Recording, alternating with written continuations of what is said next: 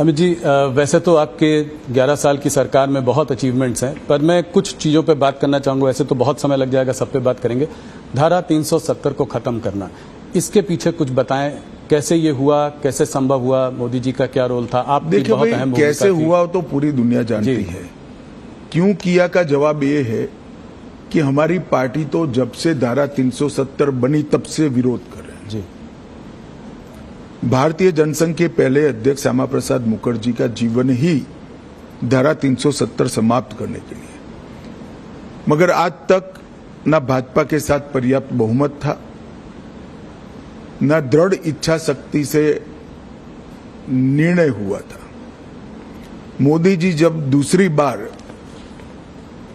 2/3 बहुमत के साथ प्रधानमंत्री बने, तब पहले ही सत्र में धारा 370 को समाप्त कर दिया। और मैं मानता हूं मोदी सरकार के 11 साल में देश को सुरक्षित करने के लिए, आतंकवाद को कंट्रोल करने के लिए और दुनिया भर में कश्मीर हमारा है ये संदेश भेजने के लिए नरेंद्र मोदी जी का ये कदम बहुत महत्वपूर्ण है और कई सदियों तक देश की जनता इसको याद करेगी। और भी तमाम रिफॉर्म्स हुए हैं, मगर थोड़ा सा मैं बात करना चाह रहा था इकोनॉमिक रिफॉर्म्स जो हुए हैं मोदी जी के अंडर। अभी हाल फिलहाल में जीएसटी का रैशनलाइजेशन हुआ है, बहुत बड़ा रिफॉर्म है। इनकम टैक्स को रेट को में कमी आई है, पिछले बजट में बहुत बड़ा रिफॉर्म है। कॉर्पोरेट रेट टैक्स कट किया।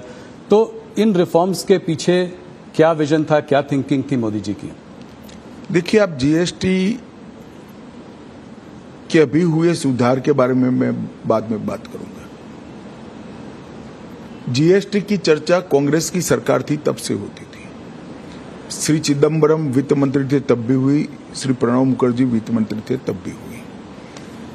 कई बार कांग्रेस से गुमराह कर रही है कि ये तो हमारा आइडिया है।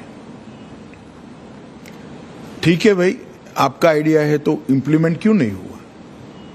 राज्य विरोध करते थे। राज्य विरोध किस चीज का करते थे?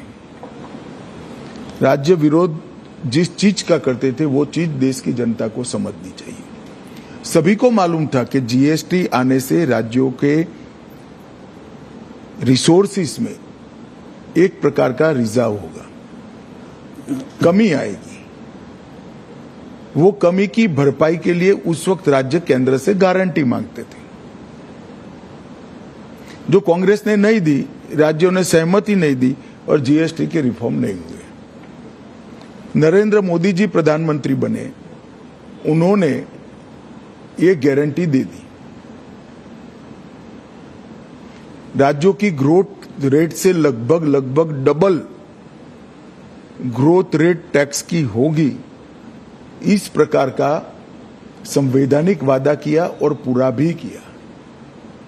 सभी राज्यों को इस नवंबर तक पैसा जाएगा जी। तो राज्यों की सहमति इसलिए बनी क्योंकि केंद्र सरकार ने एक वादा किया और वो वादा पूरा भी किया। और जीएसटी के कारण 16 प्रकार के बिक्री से जुड़े सभी करों का, ऑक्ट्रॉय से लेकर बाकी सारी चीजों पे, एक्साइज, सेल्स टैक्स, कई छोटे मोटे मनोरंजन कर था, ये सभी का एकीकृत खाका बना। पूरे देश भर की एक इलेक्ट्रॉनिक बिक्री कर प्रणाली बनी, ई-वे बिल बने और जीएसटी के इतने सालों की यात्रा में 200 से ज्यादा छोटे मोटे बदलाव कर उसको लोकाभिमुख भी बनाया और टीथिंग प्रॉब्लम समाप्त भी की। ये करते करते करते देश की इनकम भी बढ़ी, 80,000 करोड़ से लेकर 2 लाख करोड़ तक। अब राज्यों का भरोसा बढ़ा, जनता का भरोसा बढ़ा, व्यापारियों का भरोसा बढ़ा। तब चूंकि इनकम बढ़ चुकी है, टैक्स के अंदर 395 से ज्यादा चीजों पर टैक्स कम किया गया। ढेर सारी चीज जो रोजमर्रा के उपयोग की है, इसमें 0% किया या 5% किया। कुछ सेक्टर विशेष को, जिससे देश की निकास को एक्सपोर्ट को फायदा हो सकता है, उसमें भी एक वैज्ञानिक जीएसटी का दर रखकर निकास को ही प्रोत्साहन दिया। जो रोजगारी से जुड़े हुए क्षेत्र थे, किसानों से जुड़े हुए क्षेत्र थे, लोगों के स्वास्थ्य से जुड़े हुए क्षेत्र थे, वो सभी को टैक्स में कटौती कर दी। और इतना बड़ा टैक्स का कटौती 80 साल में कभी नहीं हुआ है जो अभी हुआ है। और इससे खाने पीने की चीजें, रोजमर्रा के जीवन उपयोग की दवाइयां, किसानों के उपयोग की चीजें, महिलाओं के उपयोग की चीजें, हेल्थ सेक्टर से जुड़े हुए इंश्योरेंस, अब व्हीकल एक प्रकार से रिक्वायरमेंट बन चुका है, चाहे 2 व्हीलर हो चाहे 4 व्हीलर हो, वो सभी में टैक्स की कटौती हुई। ढेर सारी चीजों में इस जीएसटी रिफॉर्म से फायदा होने वाला है।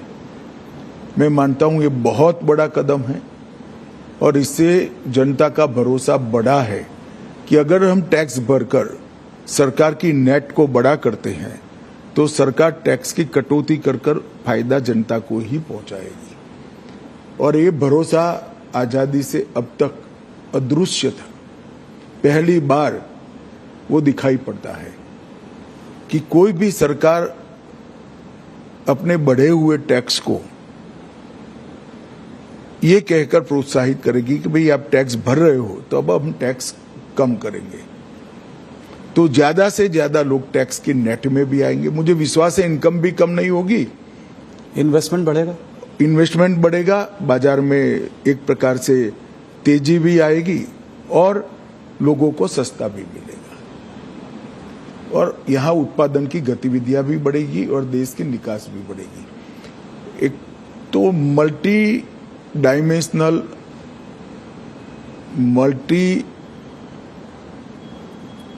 मतलब हर सेक्टर को बेनिफिट देने वाला ये सुधार जो किया है, ये अब तक का बहुत बड़ा सुधार माना जाएगा।